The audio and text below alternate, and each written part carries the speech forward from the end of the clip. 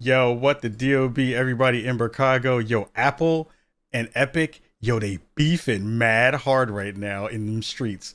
Let's get it. Spawnomy is the premier podcast spotlighting people of color. Every week, we talk news, what we've been playing, and tell you who's invited to the cookout. Our show is all about talking about gaming through a prism of blackness, because we are the culture. Welcome to Brookago, y'all. What up, everybody in Brookago? What the deal be? This is the Spawnomy podcast with Kahlief Adams. I hope you are all doing very, very well. I hope you are social distancing. I hope you are washing your hands, washing your butt. I hope you are keeping yourselves sane during all this madness in the world. But I do want to say, again, thank you very, very much for taking time to rock with us here on Twitch, here in podcast land, and all the places that you reside while being in our lovely place of Brookago. Again, I am super excited to have you all here. And again, thank you for listening to all the episodes that we've been putting out during all this madness. We've gotten so much goodwill from so many different folks about not only the essence of what we're trying to do here in Brookago, but with the, just trying to continue to push out good content that means something to people in a time when there's a lot of not great content out there in the world. So we continue to hopefully push on and make good, dope stuff for y'all here in Brookago and outside of those fences. So if you have not had a chance to check out our dope show with Aaron Ashley Simon from Ven TV, formerly of Cheddar Esports, so many different places, please make sure you go check out that show because it was a lot of dope gems that got dropped on that episode. So it is one of my favorite ones we've done so far this year. Aaron just continues to have great energy and we're big fans of her work here in Brookago. So make sure you're checking out that work. We continue to roll on with some really dope guests in 2020. I am actually really super excited about who we have on this week, because when you think about folks who are up and comers in the space, folks who have been doing it and doing it well for a long period of time, I think of our host. I think of our guest this week. Hopefully she'll host the show at some point. That would be actually pretty fantastic. I would love that, actually. Coming to Brookago for the first time ever, we have co-founder of Combo Queens. We have DaPurpleSharpie, Sheila Moore. I am so excited again to have you rocking with us on the show this week. Mad love to you in the chat. Mad love to you everywhere you go. Sharpie, thank you so much for coming through and rocking tonight with us. Thank you so much for inviting me. It's been such a long time. I've been trying to get on the show. I know we've been talking and it's just, I know you're busy. I get it, but I am so thankful to finally be here. It's a huge mile marker for me. So I'm very, very excited to be on a podcast that's hosted so many talented guests and has been such a, I want to say, a cornerstone in the gaming community in general. It's really genuinely a pleasure. That is amazingly kind of you. And we talked a little bit pre-show about just, the space and talking about, the wonderful work that you've been doing. Again, I'm really excited to have you on because I think, again, and that's not me trying to blow smoke, but I feel like when I see you talking about things on social media and on Twitter, where I see most of your work, the energy that you have is fantastic. I think that the way that you're looking at the space is also really refreshing in lots of different ways, because to be honest, there's a lot of boo birds in the space right now. There's mad people who are just mad negative, people who are just trying to continue to put that energy out in the world. And it's been nice to see you be not only the best reflections of yourself in the work that you do, but it's also been fantastic to see you just bring really fantastic energy to the space, which I love and adore. And I thank you for continuing to do that work, because I think it's very necessary in this space. So Sharpie, thank you for that. And again, thank you for coming on the show. And I'm really happy we finally got a You're chance. really gassing me up right now. I was actually not ready for any of that. But thank you. No, I'm serious about that. I know we talked a lot pre-show, but that was just, I was still not expecting that. Again, I don't blow smoke. I only bring people on the show who I think are dope and people who are moving and shaking in the space. And I think, the future is very bright for you, but I don't want to talk necessarily just about the future yet, because we haven't gotten to the current and of course the past, because that's people who may not know your work. We want to make sure that they understand what you have done into this space. I am super familiar with some of your work because I am a big FGC fan. and saw the work that you were doing with Combo Queens. Talk to the folks at home a little bit about not only, how that became a thing, but how you kind of got into the space in general. Yeah. So for those of you who don't know, I'm a large advocate of the FGC, or the fighting game community. It's known in the gaming community as being this location where mostly people that like to play by themselves and compete against other people exist. It's mostly people of color inside of that area. The fighting game community originally birthed out of arcades, and kind of grew into the console game as like Street Fighter came out and Marvel versus Capcom came out. And I actually joined the FGC originally with Super Smash Bros. Melee, and then I moved in with Skullgirls, and that's really the game that's kind of kept me here, and that's the game that I've grown the most with. A lot of my work with Skullgirls includes I started streaming Skullgirls. I ran a large Skullgirls tournament. I organized a community-run tournament that was hosted on Smash GG and backed by Stream.me at the time, and hosted pot bonuses for offline tournaments and online tournaments literally across the globe. And then after that, I became recognized as an instrumental part inside of just my local community. I started running local events at an offline location called Xanadu Games, and I became one of the very first female tournament organizers that they had at that location, which was amazing.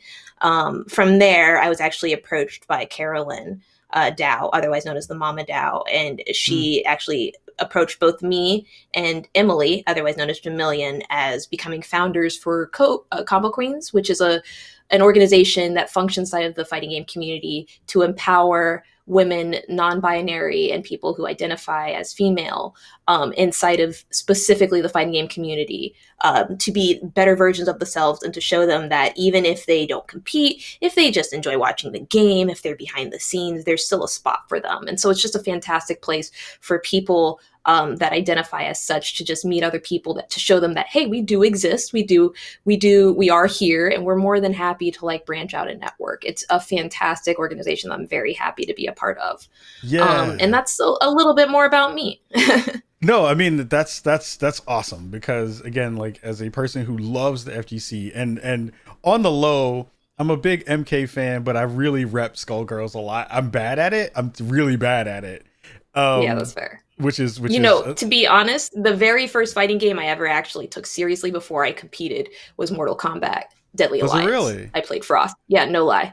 That was the very first fighting game that I put real time into, that I started actually learning mechanics with. I would stay up all night. After I finished my homework, I would finish it early. My dad would let me go downstairs. I get on the PS2 and I just sit right there, go buy Frost, and then I go through her entire story mode. I learned impale combos. I would learn the dash combos.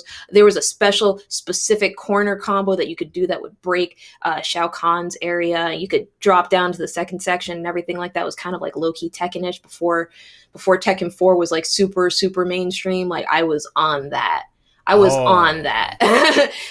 I didn't compete because I didn't know that was a thing you could do. And I was like 11 or 12 at the time, but like, it was a lot of fun. I completely understand the vibes. No, that's awesome. And I mean, it's one of those things where I'm just like, damn it. I feel like we have to bring you on just to talk about FGC stuff at some point one day. Like, definitely got to talk about that, because I feel like, oh, it'd be great. There's so much. But yeah, we're focusing on. I completely understand. I mean, that could be a whole other show that's literally just about that stuff, and we can dip and dive into that stuff if the conversation allows for it. But of course, one of the things that I wanted to bring you on to the show for was, there's been so many conversations that I see often in the social spaces that we both reside in, where not only POC folks, but especially Black folks, have been continuing to have the conversations around, how do we get bigger into these spaces? Like, the space is huge, right? The industry is very, very big, but it feels like we can only occupy a small sliver of that space to feel safe, to feel like we are still engaging with and connecting with our own cultures, and also making sure that we're not kind of just like doing it for the gram in a lot of different ways, right? Where it's like the energy needs to feel authentic in lots of different ways. Yes. And I think that I saw you talking about this online in a couple of different spaces, and I was like, oh, we got to talk to Sharpie about not only her thoughts about some of this stuff, but like, how does that kind of connect to not only the work that she's doing, but what she wants to do kind of in the future. And I think, I've seen you talk a lot in recent weeks about personal growth, about not only how you want to kind of bring that to the table and showcase that stuff, but you've been talking about that in ways outwardly where you're able to give other folks a little bit of good advice in that space too. I want to dig into that conversation around personal growth because I think it is very important as a good foundation for the rest of the conversation for sure. But 100%. I want to hear your thoughts about, how you're looking at growth for yourself, how you're looking at growth in the space, and what kind of advice you would give to other folks who are having that kind of internal strife about those kinds of things.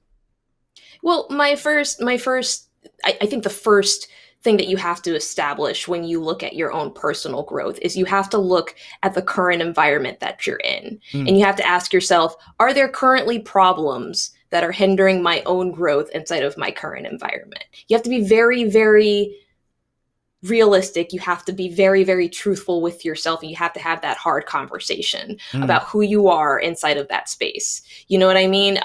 Very often, especially, and I'm going to use gaming as an example because I'm so comfortable speaking about gaming in general. Very often inside of gaming, we don't see people of color reflected at all inside of it. And if they do exist, it's very much so, I want to say, a token symbolism of, I feel like, people of color. There's a very specific type of person that people are comfortable seeing inside of that space if they are people of color. And it's very, very obvious to, I think, other Black people, other Hispanic people, other people of color when they see that, because they understand, okay, naturally, this is where I'm allowed to exist, and this is the capacity that I'm allowed to exist in. Yeah. And so the very first thing is understanding and addressing problems that exist in that environment. Are you the person that they want there? And when I say they, I mean the majority, the people that control that space, the people that created that space. You know what I mean? And then you have to determine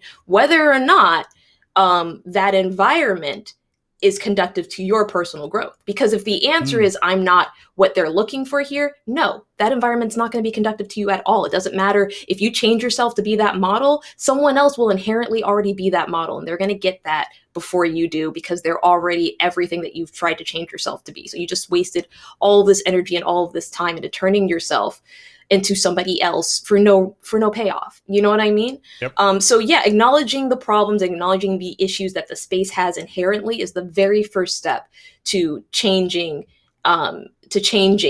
an environment and to growing as a person. And so you also have to be very, very, I say, realistic with this, because you have to understand, what can you personally change about the environment to make it conducive to you? Can you change the fact that, can you create something that will allow people that look like you to actively have a higher chance, like at a marginally higher cost, to create that space? Well, if the community is 50% people of color and 50% non-people of color, can you do anything to change that 10% to 40% higher? Can you personally do that? No? Okay, that's fine. Figure out what possibly could turn that table, and then just table that idea. You know what I mean? Okay, maybe I can't change that now, but if I ever see this happen, that will cause that chance to increase greatly, and I need to remember that. You know what I mean? Because there are things outside of our control that we literally can never do. But sometimes, lightning strikes, and you need to be ready for it. You need to acknowledge moments that could happen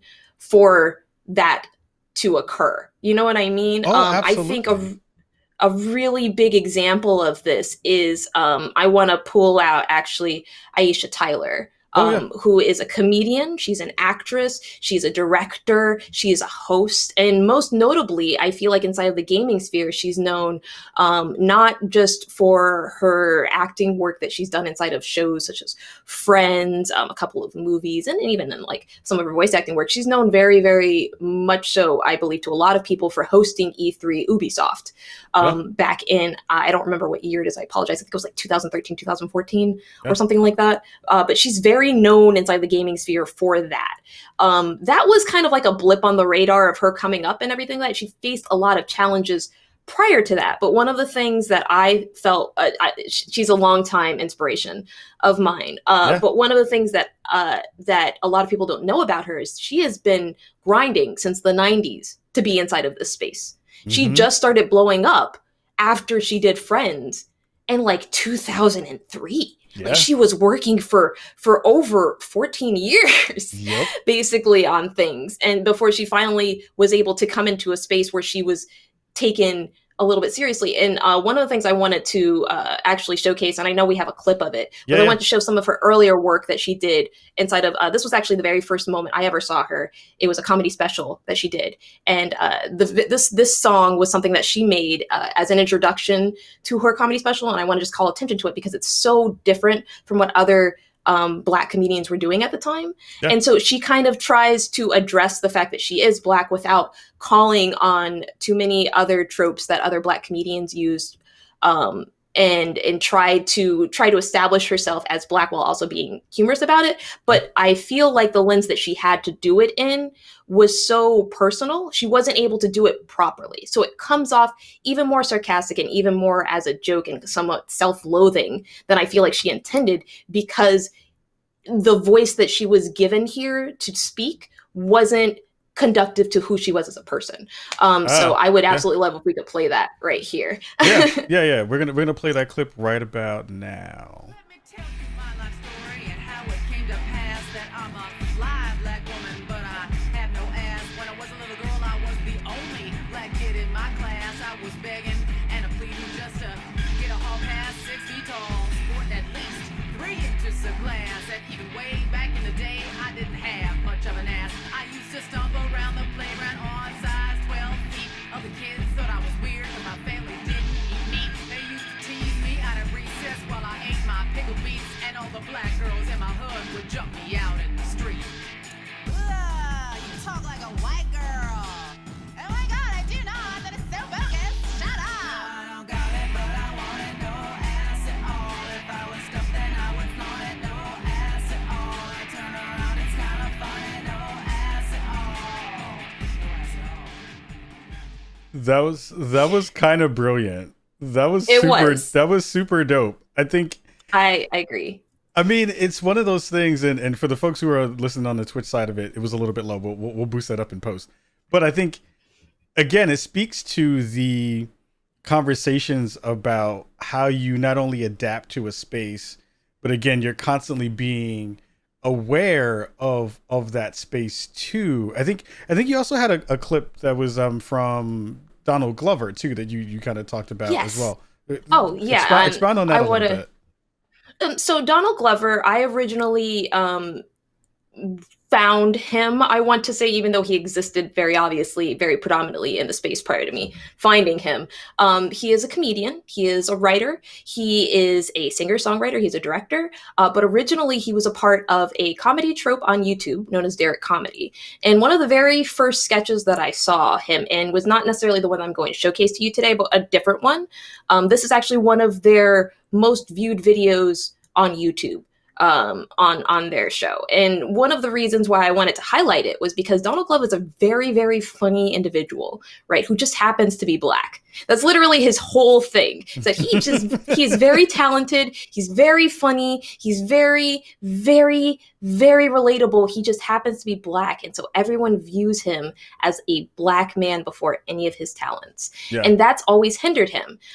Inside of this specific clip, this video actually showcases him with other members of his comedic troupe, going over a moment where he is the Black man in the room, right? And he has to provide that Black voice. And the reason why I bring it out is not because he seems uncomfortable doing this, but because it's so uncharacteristic of his humor. Do you know what I mean? It's very obvious that there was an idea and that they exclusively were like, okay, well, that'll be funny. Let's get Donald to do it because he's Black. You know what I mean? It's very much so that. And I feel like a lot of times, this is an instance of something that's not gaming, by the way, this is comedy. Very often people see you and then they assign that title to you regardless of your talents. And this moment is a fantastic moment because it showcases how even if that doesn't come off funny to us, other people, non-people of color or non-Black people, will see it and think it's humorous just because of how awkward it is. Because when they're in that, when they're in a moment like that, they just think it's funny. They're like, haha, yeah, of course, because you're Black. That's the joke. The joke is that you are Black. There's no other joke. It's just that you're Black. And so this is offensive to you, type of thing. There's a lot of that in comedy. There's a lot of that in gaming. There's a lot of that in other spheres where Black people aren't as prevalent, you know? And so I just thought it was a very good clip to show that he still tried. You know what I mean? There was still an attempt made, but it's not, personally, I don't feel as like his humor here was as authentic because he felt like he had to address it as just a Black person, not as a comedian, not as a person. He was just, this talking point basically was, I think, the point of this clip. But let's play it. Let's play it. And I want to dig back into that conversation because I think there's a lot of meat on that bone. But let's play that clip really quick. Can't wait to hear it. I really do believe in your slogan. There are two places that people like to go: Walmart and Six Flags. All right, I got you guys later. Thanks a lot. Did he just say the slogan right? Yeah, for the campaign. There are two places that people like to go: Walmart and Six Flags. Oh, because I had misheard it. Oh no, will it affect the presentation? It shouldn't. So let's see what you boys got. Mr. Peterson, the first thing we'd like to play for you is the jingle we recorded that we'll be playing in radio spots across the country. There are two places Black people like to go, and that's Walmart and Six Flags.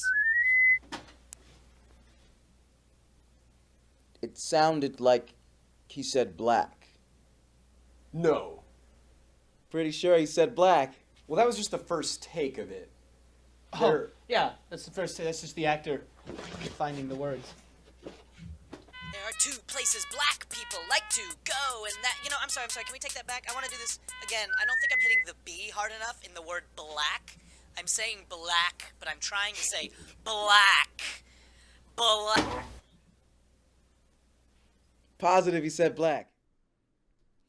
Yeah, I think again that's that conversation, right, where it's the idea around, and I my term for this is palatable Blackness, right? Yep. Which is that space where you can only be Black enough in the version of Blackness that I find to be the least threatening to the space, to the conversation, to, you know, the ideas in which a industry or a space has been founded. So I mean, I know just in my own personal life that I have come up against this often because we have that conversation of palatable Blackness that then goes up with code switching and wearing the mask and all those things that incorporate the Black experience, especially when you come into professional spaces. I love those two pieces that you shared with me because it is that constant battle that we all wind up fighting.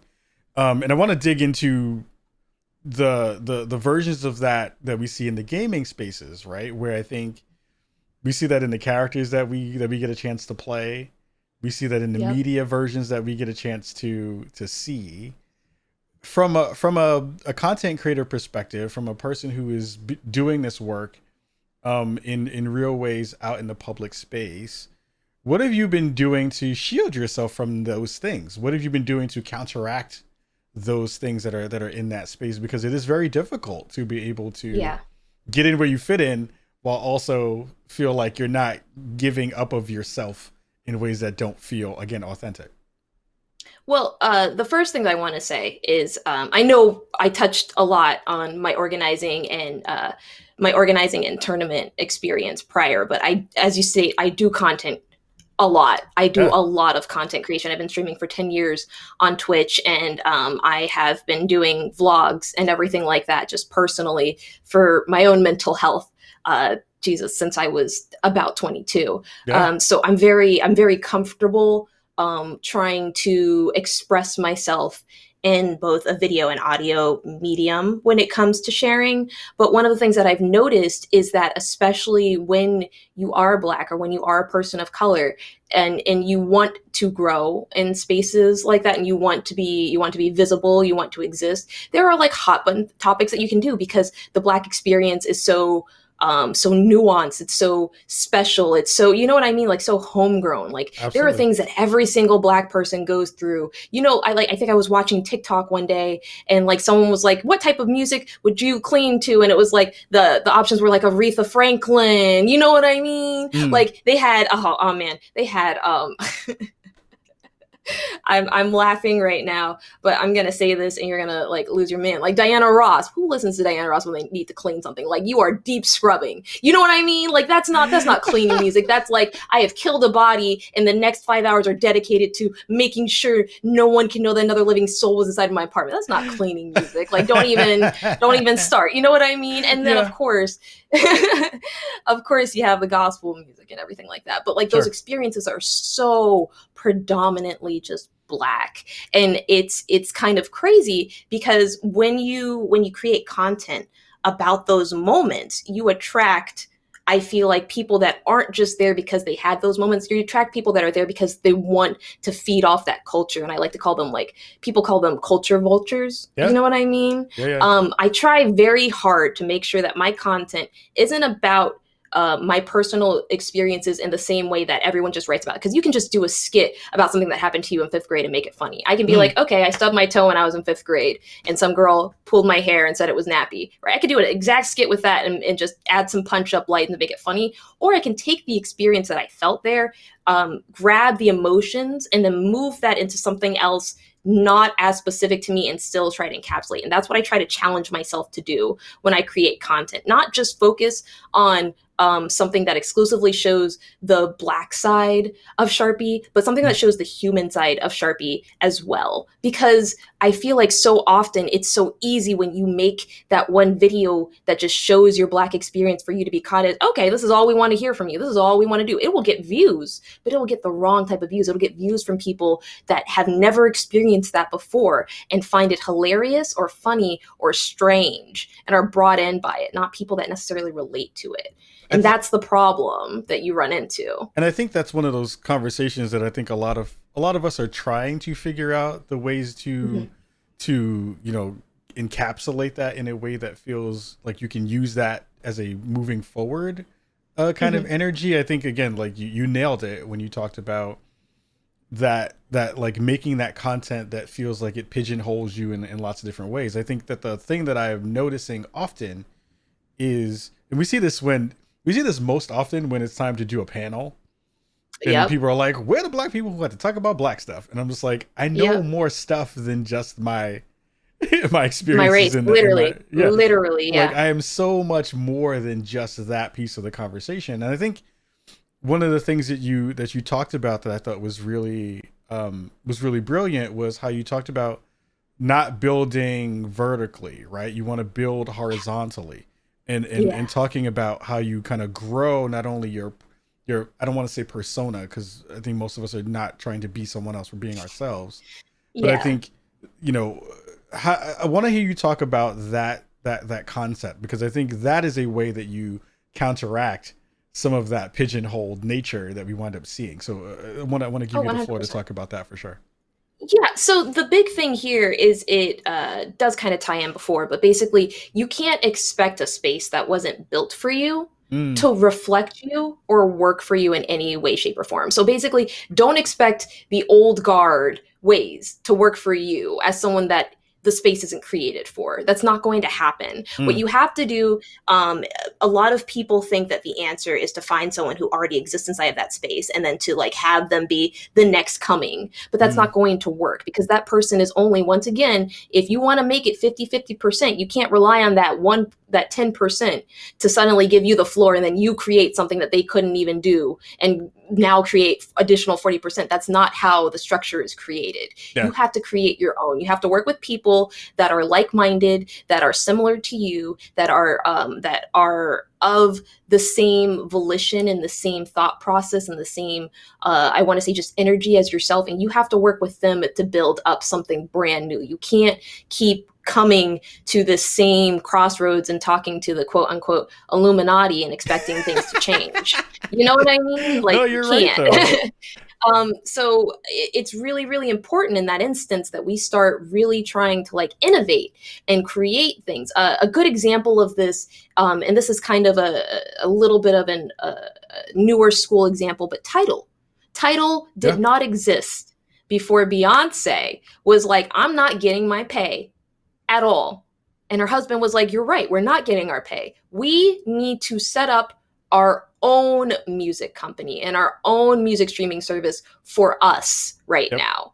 It's very successful. It is very successful. People will not tell you that Tidal is successful at all. Nobody will tell you that. How many times have you seen the Tidal playlist, the number one Tidal artist, the top 10 Tidal artists? No, it's Billboard, it's Spotify. Right. You know what I mean? It's SoundCloud. It's all of these other ones because the model of Tidal is so good for artists. It's so good because it was created by artists for other artists. And while it may not be as palpable to the old guard, it is successful. It is doing what it came to do, and it is thriving. Another example that I want to showcase that I personally grew up with because I live in Northern Virginia, but I was born and raised in DC, was BET. BET came out of Howard University. There were students, very educated students, who wanted to work inside of entertainment, did not have any stations on cable television that would play or broadcast any of their arts. Howard University created a radio, a television station that was then broadcasted throughout the entire world. Right? The very first HBCU, for those of you who may not know, it is historically Black college or university is what an HBCU is. But Howard's the very first one. The very first one, that is the same one that created Black entertainment television, which has since, I mean, what BET now is such a different conversation, but the thought process behind it and the creation of it is the exact example I'm talking about building horizontally inside of a space instead of trying to change the space to adapt to you. You know what I mean? If you can't change it, make your own.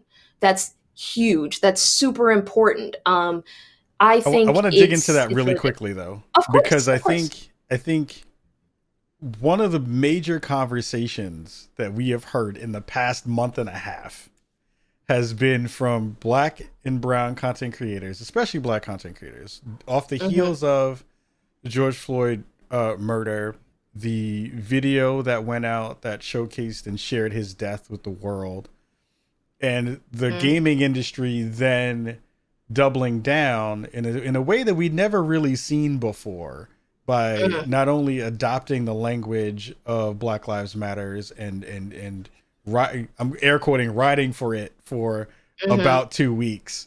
And the worry from the space, especially from the content creator space, was that in the ways that we usually see kind of vulturism come into our communities and kind of pluck things out or signal up that those things are important to them and then leave.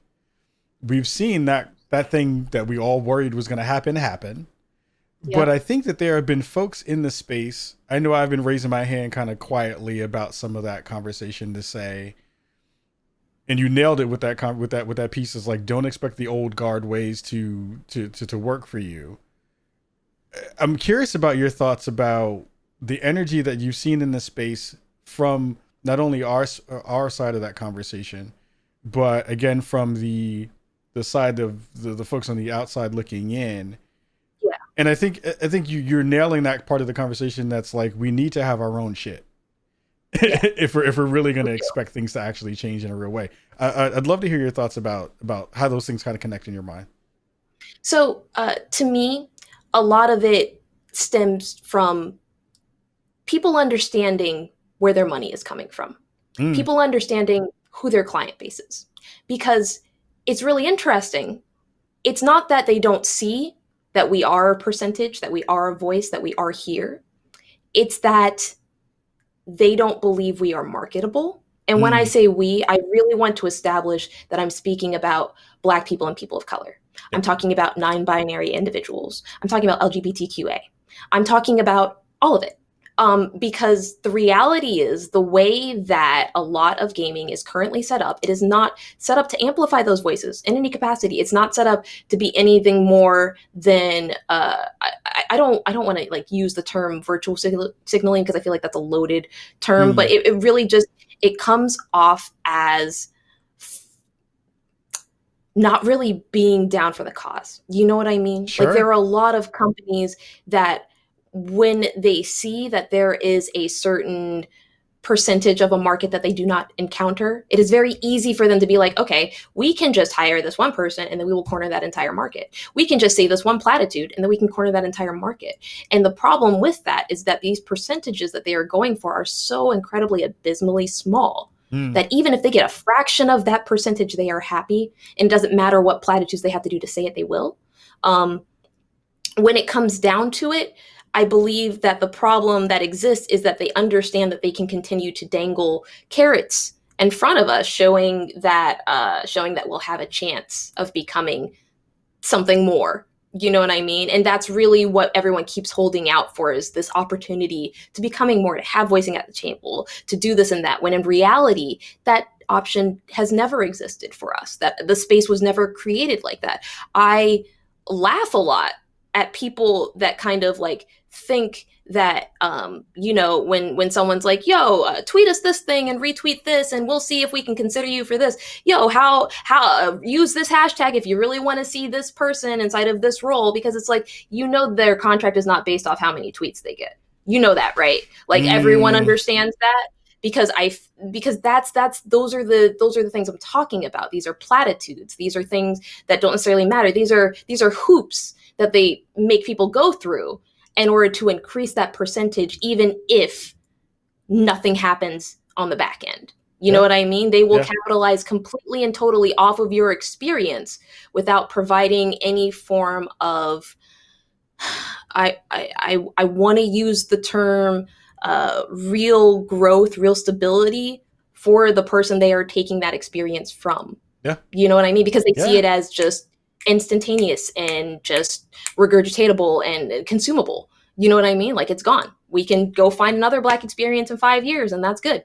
That's it. We're done. We posted our tweet. It's over. You know what I mean? When you create a space, when you start building, when you actually have that environment that was created for you, you're not going to see the same type of growth. You're not going to see the same type of consistency. You're not going to see the same type of metrics that the old guard used to measure, because they're measuring something completely different. They're measuring people ad nauseum. You know what I mean? They're measuring the entirety of a percentage. You don't have to focus on that. You just have to focus on resonating and expanding your personal voice. That's where I think we get lost. We get lost in the sauce because everyone tries to tell us it's about numbers when it's not. Yeah. None of this is about numbers. Yeah. I didn't start playing video games because I wanted to see how many people would watch me play video games. I started playing video games because I enjoy video games. Yeah. I started making videos talking about my day in my life because I wanted to be better about talking my day in my life. I didn't do that because of how many people were going to watch me do it. You know what I mean? And that's where that entire like metric starts changing. You know, I want to kind of go back to the title metaphor that and simile that I used before, where there are a lot of metrics that go into singing, songwriting, and music in general, right? And the number one metric that a lot of the quote unquote old guard uses here is record sales. Yep. You know what I mean? An artist is as good as many records as they sell. And so one thing that you saw eons ago, back before streaming music was even a thing, was people would consistently go on tours. People would consistently be on the radio to sell records. You would have artists that did nothing except tour and be in the studio making records. They would then start touring again, and then they would be inside of this, be inside the studio making records. And that's how they lived. You know what I mean? That's still kind of how artists live a little bit now. Like, you still see it, but it's a different metric that a lot of people are measuring now, right? Yeah. And you have to change the way that you look at that growth, right? A metric that I would like to liken itself to is, instead of maybe looking at record sales, maybe you just look at stream time. How many people were actually listening to your song? You know what I mean?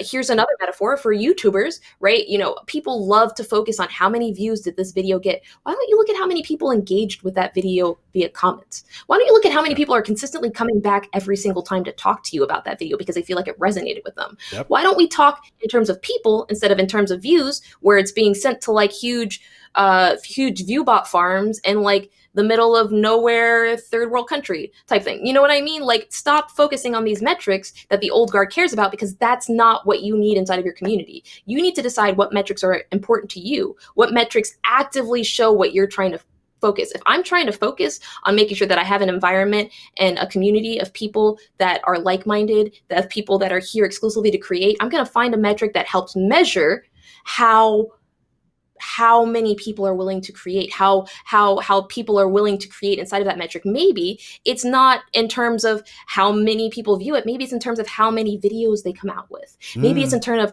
how many times they come out with serialized videos. Maybe it's about how long those videos are instead of just, maybe it's about the actual content inside of the video. Maybe it's about the amount of editing they put into it. Like, there's so many different metrics besides just views, besides just bodies, besides just people. And we don't focus on those metrics because we're so concerned with trying to appeal to the already established force. And that's dangerous. What I'm talking about right now is very dangerous. I'm gonna lose some jobs over this. And I agree. And I think one of the things that I always lean on is, because there was a lot right there that got shared. There was. You dropped a lot of gems.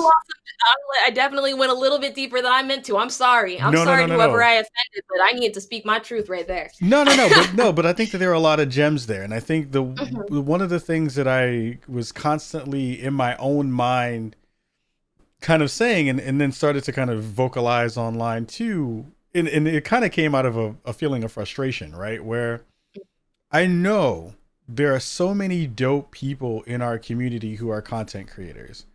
There are a couple of things that I know, having done this for almost a decade, is one, there isn't going to be enough spots for everybody.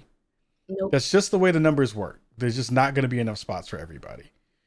Two, if you build out a really compelling story about why people should be paying attention to your stuff, there's a niche and a spot for you. And I think when we talk about white spaces, because this is what we're really talking about. We're talking about white spaces intruding on. You said it. I said it.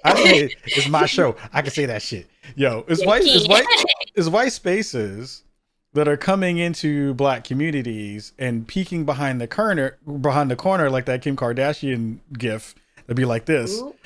And being like, so what's in that room? What you got in that bag, right? It's like, what's in that space that we want to take and commodify or monetize in that way without actually caring about the culture that's in there. So I think that there's a space for us to take a step back, because I saw a lot of conversations around, well, where is all this energy that was here in June? And the thing I was saying out loud was, why does it matter about the energy that was here in June? What are you going to do to continue to be sustainable in a space, in an industry that still, just like you said, doesn't understand the culture, only understands the surface layers of the culture, and only knows how to talk about the surface layers of the culture? You can build up mad dope stuff just off of what we have to do. And again, talk to the folks who understand it. It is that BET method. It is that grow your own method. It is that part of the conversation that we really need to dig into about building our own structures, as opposed to just leaning on the ones that are built on quicksand when it comes to it in real ways. Right. So, and I want to add something really quickly to that, but I do want to say that it's something that I feel like Black people specifically have had to excel at doing, because we get to an eventuality where we realize there's no space here for us. Yeah. You guys were never going to give us a spot at the table. It was never enough. You know what I mean? I will even use President Obama as an example. Yep. That poor man spent all 8 years fighting with Congress the entire time. What power did he have? Good friends. You know what I mean? And not to get too political, but like, there are so many times where you will be that 1% inside of the room. What do you expect to change? What do you expect to do? You know what I mean? Like, you find out, oh yeah, the answer this whole time was not by playing by their rules, but by creating my own out of my own power that I gave up to them to play by their rules. You know, you really have to acknowledge that the same power that they have now that they're receiving. And once again, very specifically in your words, we are speaking regarding the white experience coming and taking from the Black experience here. That same power that they use to do that is the power that we give them by giving them our energy, by giving them our retention, by giving them our views, by giving them our downloads, by giving them our stream, all of that is going to them. You know what I mean? It's not power that they received. It's not power that they bought. They traded that commodity to us. You know what I mean? Yeah, and we endorse that. So can you continue? Finish your thought. Sorry. My point here is that it's very important that as African American, historically, we establish that we've always literally had to do this. What I'm saying is literally nothing new, but it's such a radical concept inside of gaming that what I'm saying sounds so fresh. It sounds crazy. It sounds insane. There are so many examples of other spaces. Like I mentioned several before. There's so many examples of Black people doing this in different industries. I don't understand why it hasn't been done in gaming. I really don't. I think that there's a couple of different layers to that, right? Like, and I don't want to go down stereotypical paths of like the crabs in a barrel conversation, because I don't think that's fair, and I don't think that's necessarily worthy of giving it much air. We know some statistics. We make up 2% of the industry. 2% of an entire industry, right? So again, when I say that there are not a lot of spaces for not a lot of people, 2% is what we own, right? And that's just from a person who makes games parts of that conversation. From a consumer base, we own a much larger percentage of that pie. Yep. And to me, I think that is where a lot of our power actually lies, is in your wallet. We have a lot of folks who are on the internet who want to be hot and mad and loud, which I think you need some of those folks to be in the space. You need flamethrowers in some spaces. You need people to throw that Molotov cocktail into the room and be like, yo, we lit it on if fire. you're not visible, I understand. Can't do nothing if you're not visible. But I think the folks who still in that space don't galvanize that energy to move people to not spend their money in a space. And I think that is where you actually have power to change the way that people look at not only what we bring to the table, which I will say to the end of days is a lot, because our culture moves all cultures first. We are the first movers in lots of different spaces. But I think the idea that, you know, how do we make this thing better and bigger in some ways, like you said, isn't a new concept. We've been trying to figure this thing out for a long period of time. I just think of that there are some folks who get into the door and don't necessarily, they pull the ladder up and they're like, yo, I got mine. I'm not helping nobody else out. And then there's which people, is 100% there, right? It's frustrating watching it happen over and over and over and over and expecting something to change. Yeah. You know what I mean? I mean, I will back up a step and say, like, you have a moral obligation to do that. That's me personally, because that's my own personal philosophy is like every room I wind up going into, I may not say it out loud, but I got the community on my back. I'm trying, right? I look at it that way because I know too many people have helped me get through doors. Understood. Yeah. But I think that to a certain extent, like, we as a community have to understand that, like, we actually have power here. I go into every conversation at my actual day job making that point because I know people understand it. A good question from the chat, actually, that I'd love to surface. Crookshanks 1394 asks, can we talk about how to appreciate the culture versus covering what's in that bag? Read that Kardashian gif. Oh, I would love to. Oh my goodness, I would absolutely love to. Can I? I know this. I know we are kind of like on 45. Nope. Okay, really? Oh, fantastic. I would. That's such a great question. Yeah, it was a fantastic question. So one of the problems, like we stated before, obviously, is culture vultures. You know what I mean? People that come in to just consume and then they leave. So appreciating content, appreciating the culture really comes back to making sure that that culture is sustainable when you use it. It's about being respectful and responsible. A good example, I feel, would be when you are drinking milk. Right? If you go into the refrigerator and you see that there is some milk in there and you have decided that you now want milk, but you see there is very little left, right? And you know, if you get that very little bit of milk, you're going to probably have to be responsible for going out and getting some more milk later so that the next person who comes along will have milk, right? Taking that responsibility on yourself to do in either the future or the present is very important. And that's kind of what I'm speaking about here. When you use the Black experience to create content or to create something that you are attempting to use to access the Black community, you are responsible for making sure that it is sustainable and able to be replicated and able to help future generations of that same Black experience that you took it from, because that was somebody's personal experience that they are giving to you, that they are entrusting you with. And that responsibility is so incredibly important. That is why, once again, I state I am very careful about the type of content I create, because I don't want someone to just be able to come in here and take my experience without me understanding and giving it to them, because people do that. And I'm aware of people that follow me that exclusively to do that. I'm very aware. I'm not going to lie. Since I've started making content, I've had a lot of people follow me that are now like, oh, well, I understand fighting games because I watch Sharpie. No, you understand my version of fighting games because you watch Sharpie.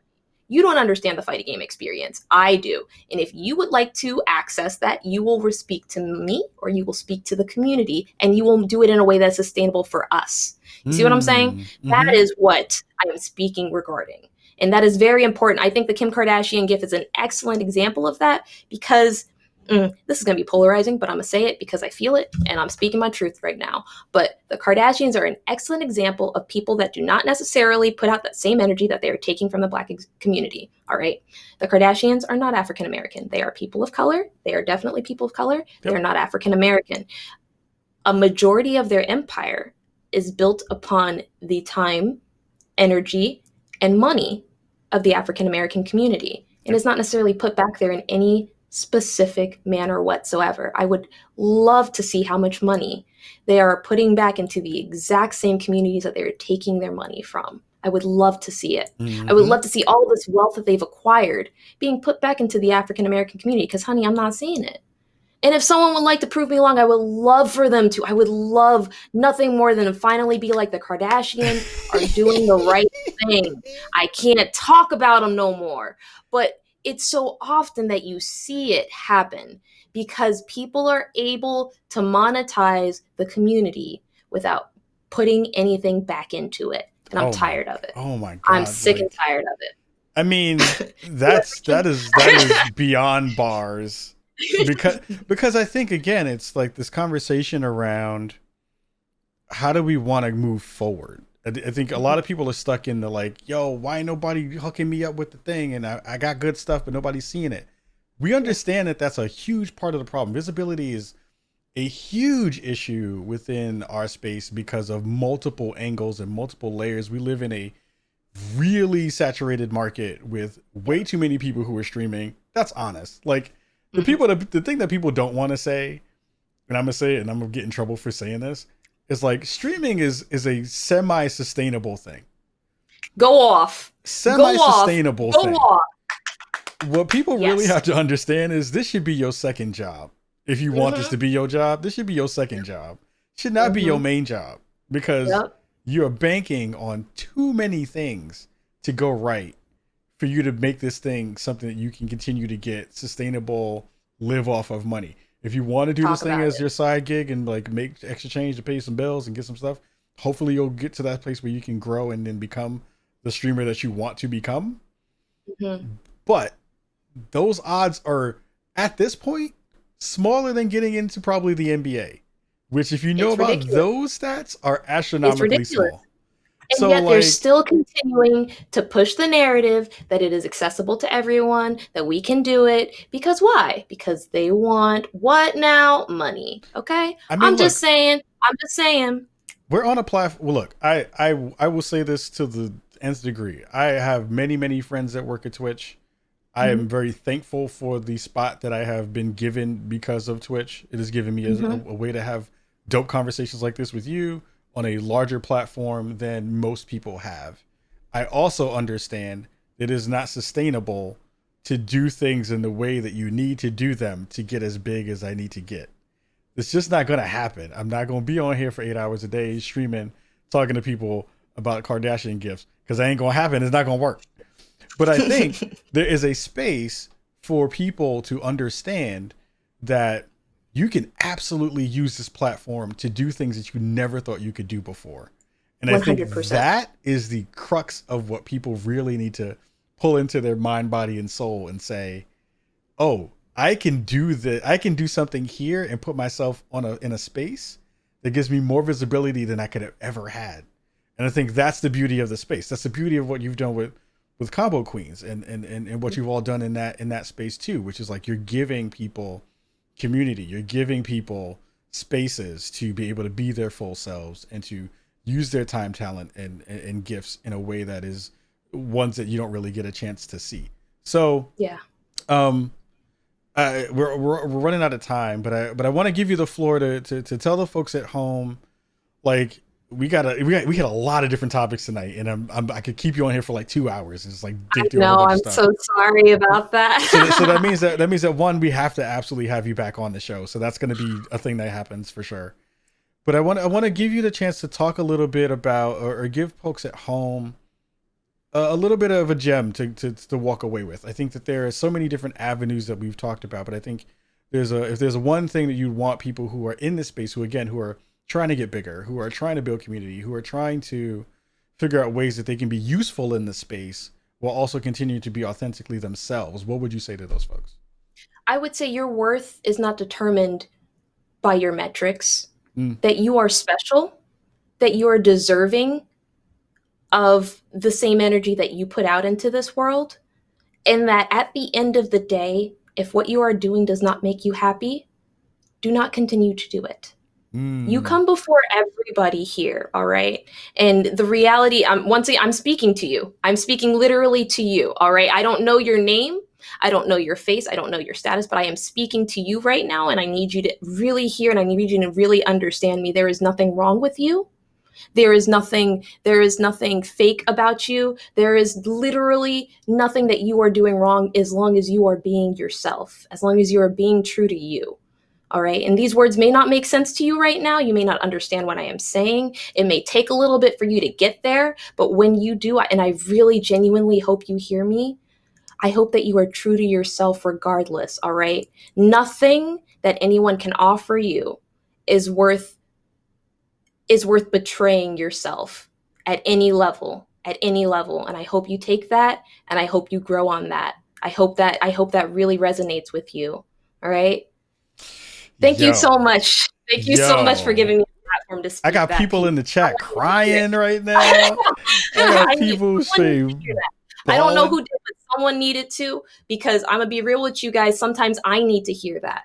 And that same word that I just gave you guys, sometimes I need to hear. And no one is saying it right now. No one is saying it to us, because you know why. You know why no one says it to us, right? Just acknowledge it.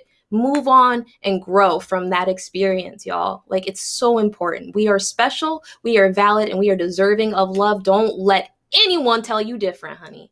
Yo. I got it out. if there was anything else to leave your appearance on this first part of our show with, Sharpie, you are amazingly dope. Again, thank you so much for coming on to the show. Please let the folks at home know where they can find more of your information. We're definitely going to put this stuff up in our show notes and on the YouTube video for sure, but I want to give you the floor to let everybody here in Brookago know where they can find more of your dopeness. Thank you so much. So the very first thing I do want to shout out is my website, which is www.sharpiepls.com. All of my social links are on there. I have a blog and a portfolio, as well as an official resume. If you are super interested in everything I've ever done, I have a very visible resume that showcases everything I've ever done. So if you want to ask me questions about it, I'm very accessible on several different platforms. I'm on Twitter at DaPurpleSharpie. I'm on Twitch at DaPurpleSharpie. On Instagram at DaPurpleSharpie. I'm even on TikTok and YouTube. It's crazy. But I mostly want to thank you so much for giving me a platform to come out and speak to like-minded individuals about the best way for us to remain visible inside the space, because it's so important. And it's things that I feel like people consider trademark secrets when they shouldn't be secrets. They are instrumental to our success. They're instrumental to our future, and they're instrumental to the next generation. It's very important that everyone knows how we succeed and that we all work together to accomplish it. So thank you very much for having me again. So I just have to say before I let you go, I knew that your appearance was going to be dope, but I didn't know you were going to drop bars like this. You dropped bars on this episode. I've been trying to get here and spit. Yo, you dropped bars on this episode. Again, if you're not following Sharpie on all the things, again, thank you for throwing those links in the chat to our mods. Thank you so much for doing that. Again, like, this is the reason why I love our show, is because we get a chance to have folks like Sharpie on who are brilliant and who understand the space and understand the way that, again, our culture means something to this space. And I think, you know, what she shared about, you know, you having that understanding of who you are is a thing that is universal. We need to make sure that that's the thing that you keep and you hold on to in real ways. We're going to take a quick break. We're going to let Sharpie go, and then we're going to do a little bit of news because we have one actually big story to talk about this week that just blew up literally as of this day that we're taping today.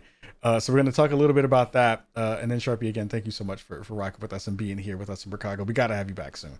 So much love to you. Honored to be here, and I would be super, super honored to come back and speak regarding anything. You have a fantastic day. Very blessed. Thank you so much. Sharpie is going to be on the rise for sure. Make sure you check out more of her stuff and give her some love. So we'll be right back in a couple of minutes. Hold on to your seats. We'll be right back after this. Yeah.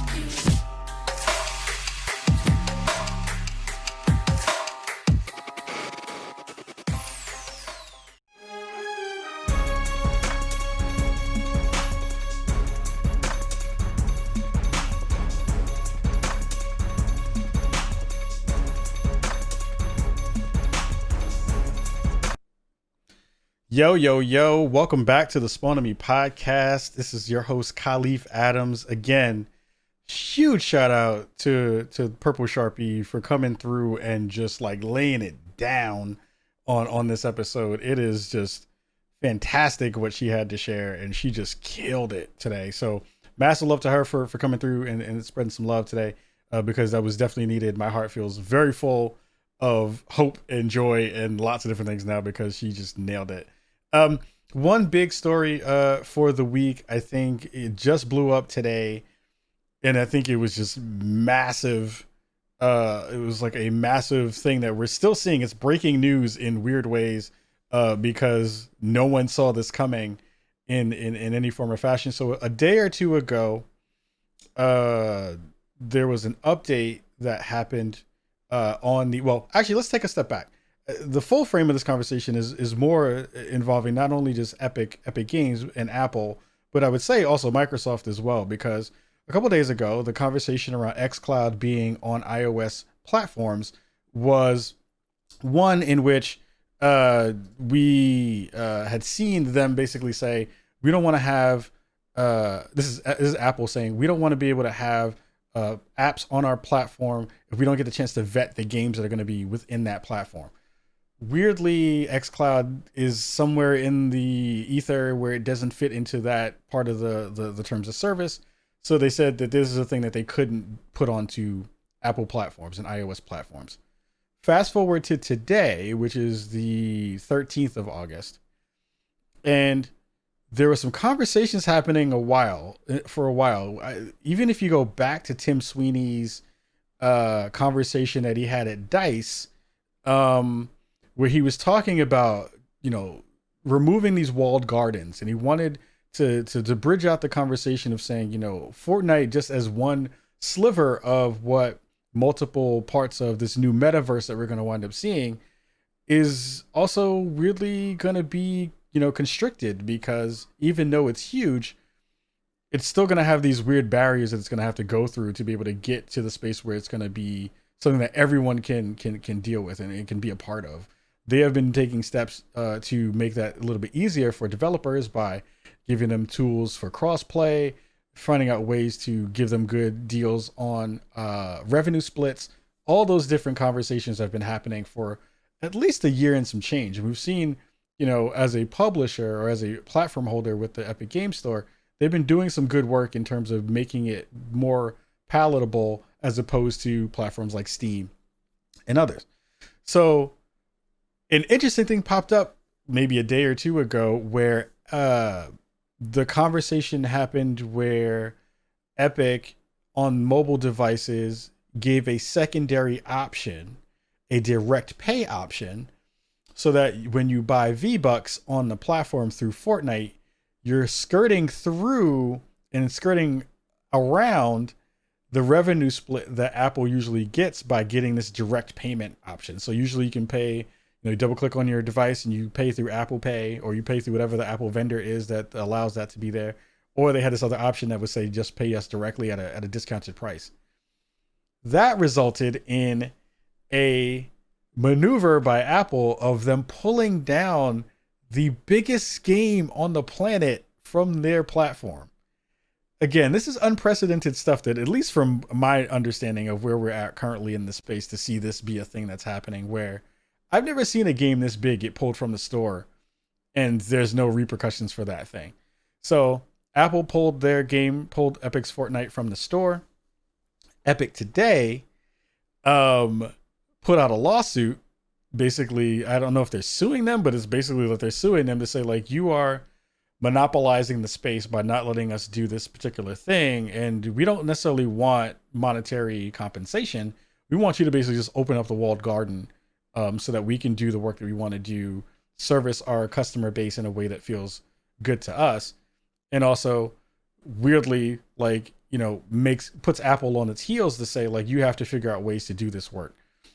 So what Epic did today was they put out this video, and it's nuts because this video is a riff on the 1984 commercial that Apple put out in that year that was referencing the same conversation of when Apple was the company that was looking to get people to buy in and to pull down their own walled garden. So I want to play this thing because it's wild, because they had to do this before. They definitely produced this thing because it's in Unreal Engine, in the Fortnite engine, like in the Fortnite game engine, which is nuts in and of itself as a way to talk shit to another company. Be like, I'm going to use my gaming platform, the one that is the one you took down, to talk shit about you. Let's see what it looks like really quick, and then we'll talk about it right after that.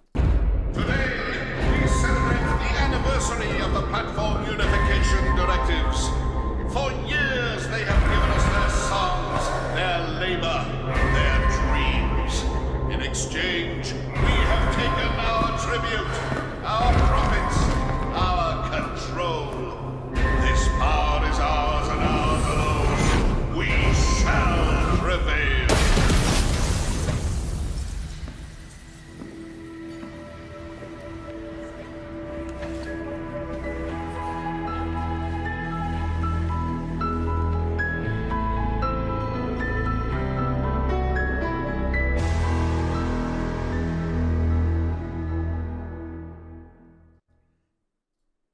Yo, that joint is wild. Yo, it's wild because here's a couple of things. One, that was a really well produced commercial. Like, I don't fault Epic for doing what they did. It is a little bit weird. I'm not gonna front. Like, it is a very weird kind of thing to put resources on that kind of thing. Like, I was tweeting out about it earlier today. I was like, the person who got that email, because again, this was already produced and ready to go with the hashtag free Fortnite. They knew things were coming, so they had someone on a team got an email and was like, "Yo, we about to talk mad shit to Apple. I need you to get on Unreal Engine, make this joint so that we can have it ready, so that we can coordinate that to go with our lawsuit and all the other stuff that's happening." Because legal had to get involved with that, so they already had it.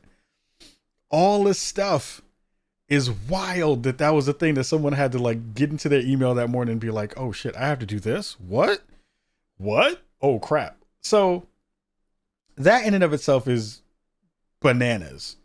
The other part that just transpired a couple hours after Apple pulled it down from their store, Google did the same thing. So Google already pulled Fortnite as well from their store. So now, like Fortnite is not on the Apple Store, it's not on Google Play Store, two of the biggest marketplaces for mobile games on the planet. Until whatever beef that's going to happen right now is going to get fixed. Who knows what that actually means in the real term? That also means that players right now who have V-Bucks that they've purchased can only really use them until whatever update happens for the next update, because it's not going to work the same way from what I'm hearing. So that's another layer to this story of like, you're kind of, because you're having corporate beef, putting your player base in a weird position. Again, wild as fuck. The other part of this that I actually care about, and this is the thing I actually give a shit about, is because in the grand scheme, these are two huge companies throwing their e-penises around. I think that Epic is in a good spot because this is a thing that the space needs. I've seen a lot of energy that's like, oh, two corporate companies, they're playing with each other and they're beefing. Like, who gives a shit? The thing that I actually care about as an iOS user, one, them playing off of their own Apple commercial from 1984 with a player base that big definitely galvanizes the Fortnite community to be anti-Apple in a way that you don't really think about. You know, we see people kind of using their audiences for bad reasons and in negative ways to galvanize people to kind of push against those folks. I think it's one of those interesting spaces now where you get to see Epic use that community in an anti-Apple way when they already had bad PR because of them not letting Microsoft use xCloud on their service. What I think and I really care about is I really want all of this to result in Microsoft putting xCloud on iOS, because that's the thing I actually want. Like, if Fortnite goes back on iOS, I don't care. If Fortnite lets you use their own version of their store as a pass-through or whatever version you usually did it with, I don't really care. I really care that this may be the thing that gets Apple to lay down a little bit and let xCloud become a thing on actual iOS devices, which is, I think, is the actual thing here. TDH in the chat says, do we think Epic and Microsoft are kind of teaming up on this? I don't know if they're, well, here's an interesting angle to that. And I don't know if this is true. This is pure speculation. So I will say that off the jump. We did see during the Summer of Games, two companies talk very highly of each other in a way that was really interesting. We did see Epic talking about the PlayStation 5 as the not the place that they wanted to do that work with, but Tim Sweeney was really high on the technology within the PS5. He was not that high on the conversation around the Xbox Series X in the same way that he was talking about the PlayStation 5. So I don't know if that is a thing. I don't think there's like some cahoots that's in that space. I do think that the folks at Epic are very, very smart, and they saw that there was a space there that once Microsoft had been turned down in terms of using their services and using their technology on a space, that they were like, ooh, this may be the way that we can figure out ways to help them kind of turn the screws a little bit, for sure. I think that makes a lot of sense. So are they in cahoots? I doubt that. I don't think that that's the way that works. I think Epic is very shrewd in the way that they did this, though. And they definitely deserve props for, you know, using an opportunity to try to get what they need done. I think that is very smart. But again, like, this is very much in flux right now. We're like, I don't have any answers. I don't even know what the latest scuttlebutt is because we had to do the show tonight. But it will be really interesting to see what pops off in the next couple of days. Who are the folks that are going to kind of, you know, back up a little bit and put their guards up, and who are the folks that are going to kind of push forward. This is going to be probably one of the biggest stories of the year already in terms of gaming, because this then often opens up conversations about, and I don't think this will happen, but I think it opens up conversations about the ability for other vendors to then think about the way that they want to kind of maneuver their virtual currencies and things like that. Like, is that a thing that 2K then decides that they want to do because they have a mobile app that works in that same way? Will they want to skirt past them so they don't have to pay them money on the V-Bucks side? Somebody brought up Grand Theft Auto. I don't know if you can buy Grand Theft Auto shark cards on mobile, but is that a thing that we wind up seeing happen too? I doubt it, because again, you already have an infrastructure that works well. Why fuck with a thing that actually works well? So this is the thing that we'll be paying attention to. We'll be doing updates on this for sure. One other thing that I didn't get a chance to do graphics for that came up that was fairly interesting was the Xbox Series S, which I think is the actual name for it, got leaked a little bit because of the controller that got shared as a singular controller that was separate from the box, that talked about that being a thing. That's going to be interesting as well once we see that that's going to be talked about. Also, shit, I totally almost forgot.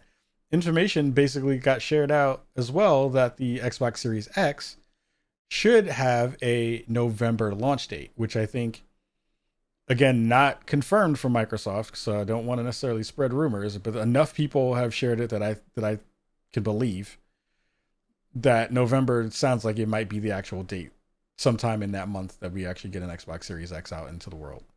That makes a lot of sense, and that also then moves a lot of conversations around Xbox, Halo being delayed, which was also a part of the conversation this week, into another space too, which I think is really interesting. The TLDR of that for me, because there's not a lot of meat on that bone actually, is I am happy Halo Infinite is getting a delay. Like, I think Halo getting a delay is smart. I think them being able to take the time that they need to make that game the game that they need to as a flagship title for that platform is smart.